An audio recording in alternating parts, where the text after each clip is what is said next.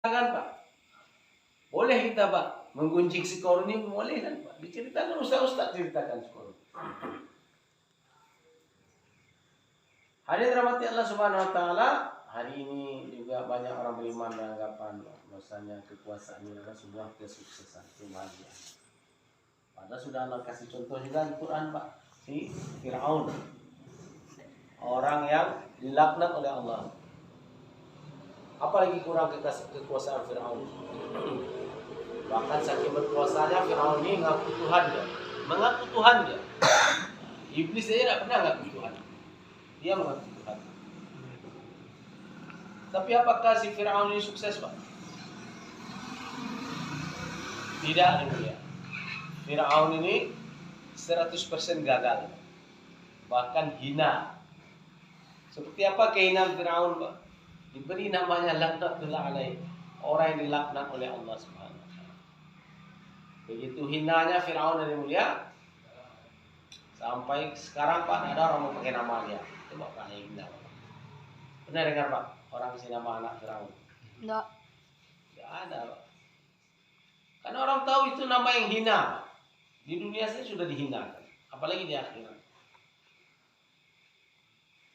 Kalau nggak percaya Bapak itu nama hina, nanti kalau ada teman Bapak istrinya melahirkan, Bapak datang situ usul sama istrinya, Bu, saya usul nama anaknya kasih Fir'aun saja. Maka ibu yang lemah habis melahirkan tadi Pak bangkit ya, ambil asbak atau apa Pak, pot bunga dilempar sama Bapak. Jangan ajar Bapak. Anak ibu ganteng nih Bu, cocok nama Fir'aun nih. Nah, marah dia. Karena semua orang tahu nama Fir'aun ini nama yang hina. Bahkan guguk pun tak mau orang Pak. Pernah dengar Pak panggil guguknya Firaun. Tidak ada Pak. Hina, nama binatang orang mau kasih. Atau nama kucingnya kasih Firaun. Pus Firaun. Tidak ada Pak. Hina. Karena kemuliaan hanya dalam iman saja. Hanya dalam taat kepada Allah Subhanahu wa taala. Kalau tidak beriman tak mulia. Walaupun dia orang baik. Orang Islam pun banyak tertipu hari Pak. Jawab pilih siapa tu leha. Walaupun tak beriman ni elok. Ada apa orang nak beriman elok? Enggak. Sama apa saja melawan dia Pak. Kok baik. Orang beriman Pak. Meskipun dia orang beriman paling buruk, Pak ini lebih baik lagi. Karena orang beriman Pak walaupun paling buruk dia Pak, ranking terakhir orang beriman ini pasti dia masuk surga. Walaupun dia azab lama di akhirat. Maka hadirin rahmati Allah Subhanahu wa taala, tugas kita di dunia ini ya adalah untuk menyempurnakan iman. Sambil menunggu apa Pak? Sambil menunggu Israel alaihissalam datang, menyempurnakan iman. Kalau tubuh jasad kita sudah disempurnakan dalam perut ibu kita. Tapi ada mulia karena tipu daya setan musuh-musuh Islam, orang Islam pun hari ini banyak disibukkan Pak untuk menyempurnakan jasadnya. Bagaimana jasad dia kuat, bisa mengangkat beban 200 kilo. Bisa dia berlari 10 kilo dengan kecepatan yang sangat kencang Pak. Tapi ke masjid itu 110 meter pun orang dia nak kuat. Ngangkat beban 200 kilo dia mampu. Tapi ngangkat badan dia yang cuma 60 kilo, 65 kilo ke masjid tak mampu dia. Pada jaraknya kadang-kadang 10 meter. Karena ini mulia untuk datang sholat berjamaah ya tidak perlukan kekuatan fisik, tapi kekuatan iman. Jadi ini mulia, kita ini sudah dibodoh-bodohi sebenarnya. Mensana incorpore sano. Di dalam tubuh yang sehat terdapat jiwa yang sehat. Benar ya Pak? Harusnya Pak, di dalam jiwa yang sehat baru tubuhnya sehat Pak. Contoh Pak, orang beriman ini Pak, walaupun demam meriang dia datang ke masjid. Ada tubuhnya sakit Pak. Tapi banyak Pak orang sehat tak datang ke masjid. Kok jiwa sehat Pak? Sholat dia tak datang. Tandanya jiwanya tak sehat. Banyak orang Pak sehat, kuat, tapi tidak datang ke masjid. Tapi ada orang sakit sudah tua, kan pakai tongkat Pak. Jalan ke masjid jarak 20 meter aja bisa setengah jam, saking lambat jalannya. Tapi datang ke masjid, kenapa ya? Karena jiwanya sehat, Pak. Ruhannya sehat. Jadi yang dirahmati Allah Subhanahu wa taala, inilah perkara agama ini, perkara yang penting kita perjuangkan. Karena tugas kita di dunia ini menyempurnakan iman, yakin kita sempurna kepada Allah sebelum mati, Pak. Sebelum mati kita sempurnakan yakin kepada Allah. Hari ini ada mulia, Bapak ada mulia, orang-orang Islam hari ini Pak, kita orang Islam merasa iman kita sudah aman. Baru kita sholat, merasa iman kita sudah aman. Padahal yang mulia, sahabat-sahabat Nabi Pak ini Masya Allah, orang sudah diakui, sudah Allah ridho kepada mereka, mereka pun ridho kepada Allah. Hidup bersama Nabi, hari-hari yang kasih bayan, kasih ceramah, yang kasih nasihat Nabi Pak. Datang ayat Jibril alaihissalam bawa wahyu, Nabi sampaikan sebentar, Jibril datang bawa ayat ini langsung Pak, saksi sejarah. Tapi sahabat mesti katakan kalau bertemu sahabat yang lain, mari kita beriman sesaat. Coba bayangkan Pak, merasa iman mereka belum sempurna lagi. Coba di Pak, sebuah orang sampai, mari kita beriman sesaat Pak. Di bahaya Pak, di Eropa. Anu lagi yang beriman dan Pak. Karena hari ini orang-orang Islam merasa iman dia sudah namanya sudah waiting list di pintu surga. Tidak tertunggu masuk surga. Hari ini orang baru sholat Pak, sudah merasa sebelah kakinya di surga. Pada agama ini bukan sholat. Agama sempurna ini 5 Pak. Imannya, kemudian muamalat, muasyarat, akhlak.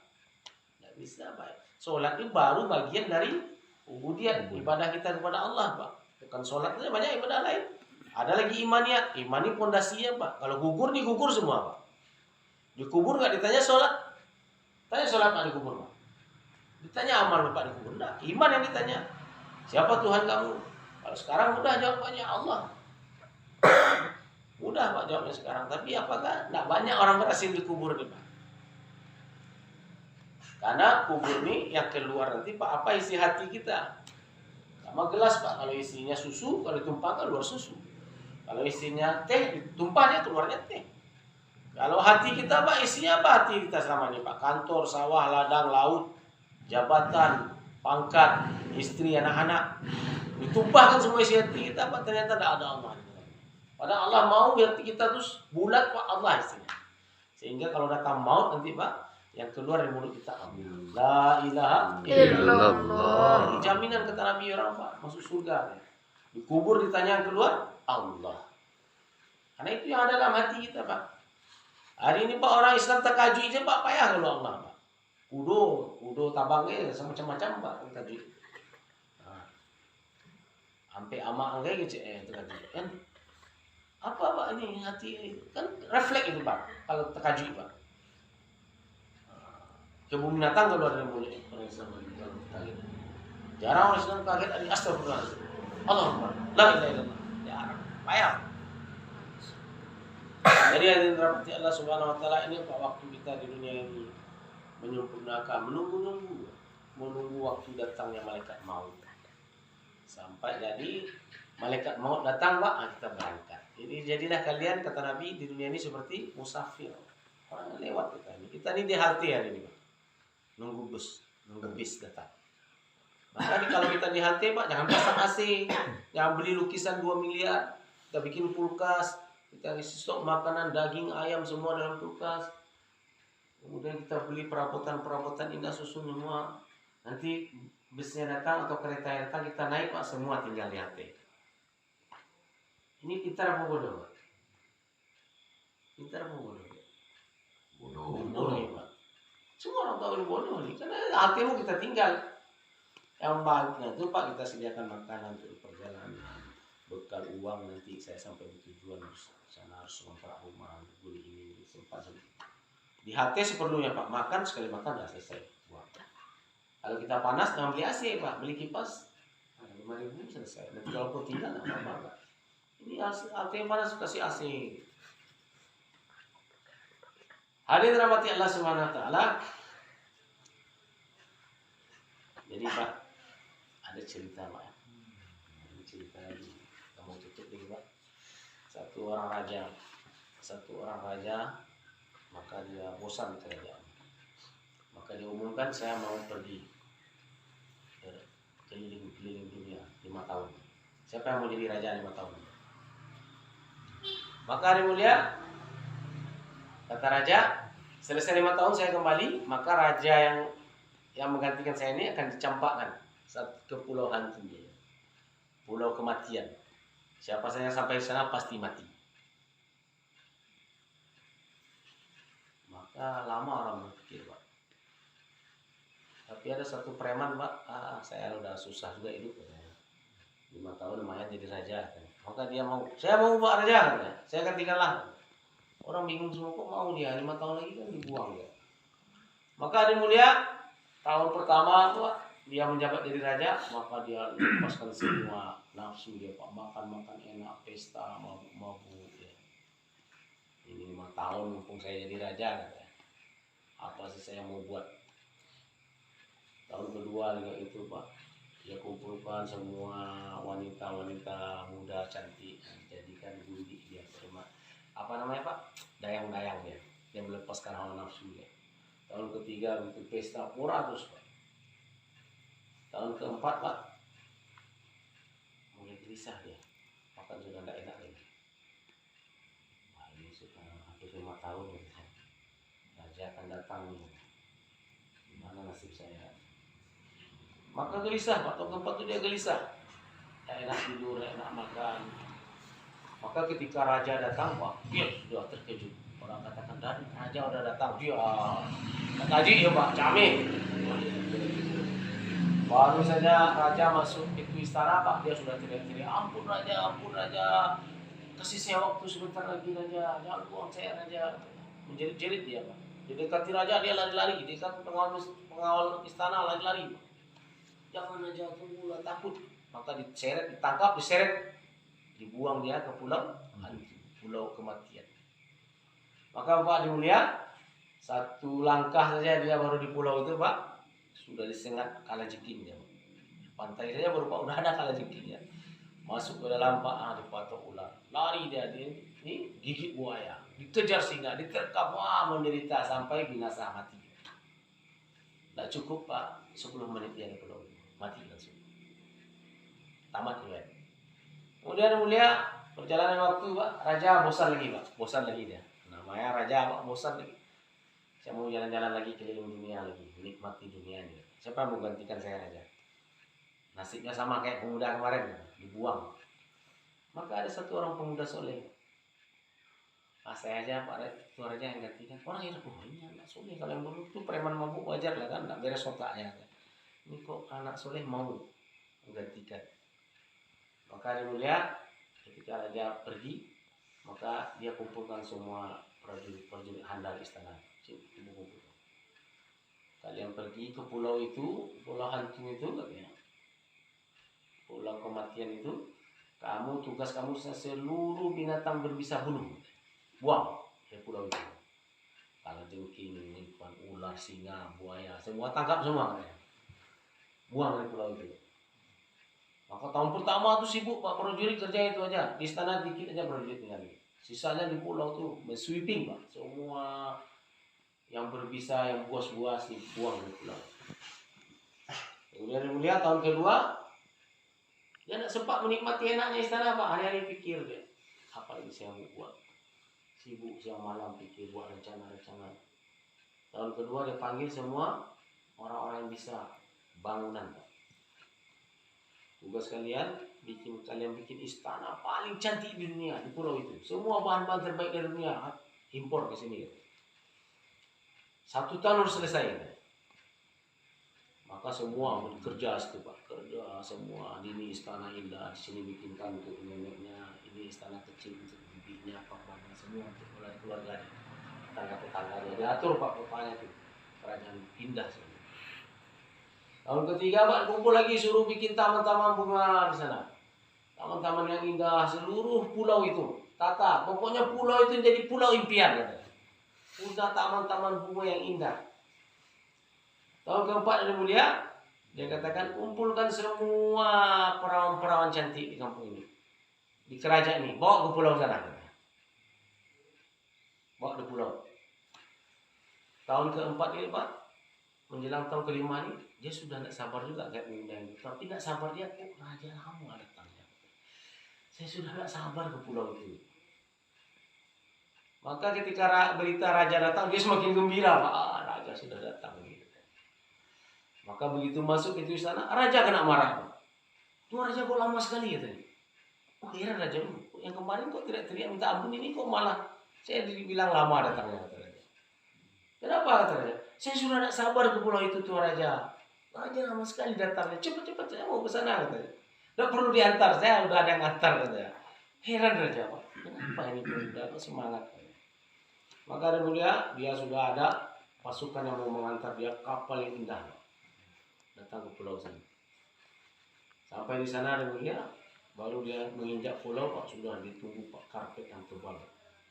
Dengan kiri kanan wanita-wanita gadis-gadis yang cantik. Dengan kota-kota yang indah, ada mandinya yang indah. Maka baru dia itu nikmati, Pak, lama dia nikmati. Jadi raja di sana. Enak, Pak? Enak. Jadi yang mulia, inilah seperti inilah contoh gambaran kehidupan kita dunia ini yang mulia. Kita ini Pak disuruh jadi raja dunia ini sebentar. Sebentar lagi akan datang Pak. Malaikat maut menyebut kita. Maka ada orang yang Pak sibuk dunia ini, sibuk dia kerja, kantor, ladang, sawah, itu aja Pak. Soalnya kalau ada waktu sisa ada sholat. Sibuk, urus istri, urus anak, urus itik, urus kambing, urus ini, urus agama sih Pak. Apalagi suruh buat perjuangan untuk agama. Apalagi suruh berpisah sama istri anak-anak. Oh ini kan bukan zaman Nabi ya, dia orang sudah Islam semua. Betul orang sudah Islam semua Pak. Tapi apa semua orang Islam ini sudah taat? Sudah taat pun seluruh orang Islam Pak dakwahnya tetap dibuat juga. Oh orang Islam sudah taat semua tidak dakwahnya. Dakwahnya perintah Allah. Jadi mudah orang beriman tidak. Kalau tidak dia kayak pemuda yang pertama tadi Pak sibuk dia memuaskan hawa nafsu dia bangun karir dia sholat pun kalau sempat sholat tidak sempat sholat. Sahabat-sahabat dari mulia orang-orang yang iman yang sudah diakui oleh Allah Subhanahu Wa Taala tertinggal sholat berjamaah sahabat Pak musibah besar. Hari ini kita tertinggal sholat pun santai-santai aja Pak. Ini perbedaan kita sahabat. Kita mengaku ikut Nabi ikut sahabat. Sahabat Pak buat satu dosa kecil Pak seperti gunung yang menimpanya. Kita hari ini buat dosa besar seperti lalat yang hinggap Pak. Sekali kibas habis. Maka yang mulia orang datang sama Allah Pak sibuk dengan menunaikan hawa nafsu di dunia ini Pak. Nanti akhir-akhir hayat dia gelisah akan datang suatu kali mati wa benar tujuh. Kalau kali ini sampai malaikat maut itu. Datang malaikat maut Pak baru menjadi minta ampun. Tunggu sebentar lagi. Sesaat lagi ini tanah saya ini belum ada wasiat nih. Ini deposito saya yang di bank ini belum saya wasiatkan siapa nanti yang mewariskan. Sedetik pun tidak dikasih tunggu sama malaikat maut. Tapi yang mulia pemuda seperti yang pemuda yang kedua tadi Pak sibuk dia Pak. Sekolah juga menjaga sholat juga, kuliah juga jaga sholat juga, kerja juga jaga sholat juga, jaga amal-amal baca Quran disempatkan zikir Pak. Saat orang senang-senangnya, apalagi anak-anak muda SMP, Pak orang sedang enak pacaran kita menjaga sholat, orang enak pacaran kita baca Quran. Apalagi bapak-bapak nih, masya Allah. Hari ini orang enak Pak berkumpul istri anak-anak, bapak berpisah dengan istri anak-anak keluar untuk belajar menghidupkan masjid-masjid, datang dari masjid ke masjid Pak. Enak Pak, kalau kumpul sama istri anak enak Pak bercanda dengan istri anak-anak. Tapi kita tahan sebentar. Kita mau lihatkan kepada Allah Subhanahu Wa Taala ini kepedulian kita kepada agama Pak. Jangan pernah tahu kita hari ini Pak masjid jangan di mana aja Pak, di Padang aja mayoritas Islam masjidnya sepi. Apalagi di sini. Kadang-kadang di sini tidak ada azan Pak. Ada azan pada orang Islam ada Pak. Orang Islam ada. Kalau tidak ada orang Islam tidak apa-apa Pak, ada azan. Ini orang Islam ada. Tidak ada azan cuma. Kata Nabi Pak, apabila tidak diazankan, dikumandangkan azan, satu kampung itu sudah dikuasai setan. Jadi yang mulia ini tempat kita susah-susah Pak untuk agama hari ini. Susah-susah menjaga agama ini. Susah memikirkan agama ini. Sebentar Pak, 60-70 tahun. Nanti sebentar lagi malaikat maut datang Pak. Masya Allah. Semua sahabat Pak. Datang malaikat maut. Wah Israel, engkaulah tamu yang paling dirindukan. Sudah lihat surga Pak sahabat Pak. Di perang Uhud Pak sahabat sudah mencium bau surga. Malaikat maut datang Pak, ahlan wasahlan. Selamat datang malaikat maut. Engkau tamu yang penuh berkah. Karena tahu Pak sahabat nih, mati ini pemisah dia bertemu dengan Allah. Mati ini dinding sama hari dia masuk ke dalam surga. Hari ini mulia kita cerita mati saja orang Islam tak senang. Cerita mati Pak. Ada ni cerita mati deh. Ni cerita kubur deh. Bisa-bisa demikian. Bilang demikian ya Pak. Ini demikian. Inilah Bapak Adi mulia belajar Pak, kita meluangkan masa, waktu, harta diri kita untuk keluar jalan Allah supaya Allah berikan manis iman. Insyaallah kita semua biar